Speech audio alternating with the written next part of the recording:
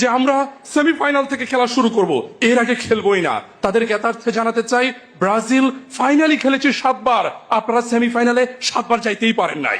এই হচ্ছে আপনারা। এরপর তারা বলে গেছেন ব্রাজিল তো 5 বার বিশ্বকাপ জিতেছে, তাতে হয়েছেটা কি? এই 5 বারের 3টাই তো জুলে রিমে ট্রফি।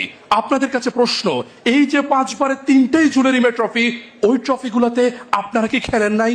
আপনারা কি ডাগ আউটে বসেছিলেন? আমার উত্তরটা আমি দিচ্ছি, ওনারা খেলেছিলেন। ওনারা ওই 3 বারের 3 বারই খেলেছিলেন। থুক্কু, ওনারা 3 বার খেলতে পারেন নাই, ওনারা 2 বার খেলছিলেন। একবার কেন বললেন না?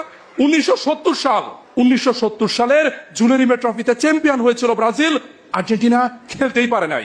না না, আরে আপনারা অস্থির হবেন না, আপনারা অস্থির হবেন না। আপনারা ভাববেন না যে আর্জেন্টিনার কোনো খেলোয়াড় মনে পায়ে ব্যথা পেয়েছিল। ঘটনা সেটা না। ঘটনা দক্ষিণ আমেরিকাতে বাছাই পর্ব হয়েছিল। বাছাই পর্বে ওনারা বিদায়, বাছাই পর্বেতে ওনারা বিদায়। এরপর আসেন 1962 বিশ্বকাপ। 1962 যে বিশ্বকাপটা হয়েছিল, ওনাদের ভাষায় জুলে রিমে ট্রফি। 1962 জুলে রিমে ট্রফিতে ওনারা বিদায় নিয়েছিলেন গ্রুপ পর্ব থেকে। দল ছিল 16টা। আস্তে, আরে উত্তেজিত হবেন না। দল ছিল মাত্র 16টা। 16টার মধ্যে তারা 10ম হয়েছেন। অভিনন্দন, 10তম হয়েছেন, অনেক ভালো। এরপর ইতিহাস আর একটু বলি।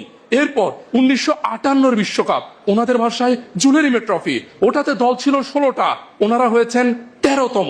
খুব ভালো, কিন্তু 16 দলের মধ্যে 13তম হয়েছেন, খুবই ভালো। আপনারা প্রচন্ড ভালো খেলেছেন, অভিনন্দন আপনাদের।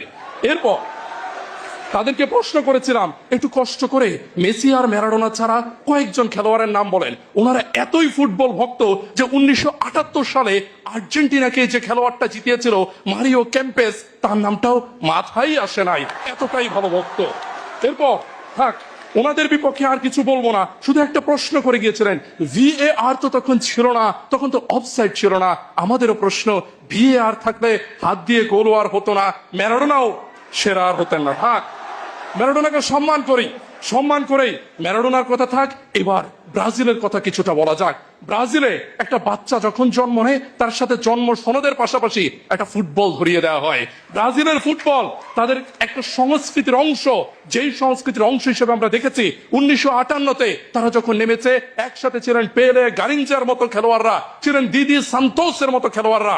পরবর্তীতে 1962, 58-র পরের বিশ্বকাপে টানা একই দল নিয়ে আবারও ব্রাজিল চ্যাম্পিয়ন হয়। পরবর্তীতে 62-র পরের বিশ্বকাপে কিছুটা ভরাডুবি হওয়ার পর 1970-এ পেলের নেতৃত্বে আবারও ব্রাজিল বিশ্বকাপ জয় করে। অতঃপর আপনারা এই দশকে ফিরে আসতে হবে অবশ্যই।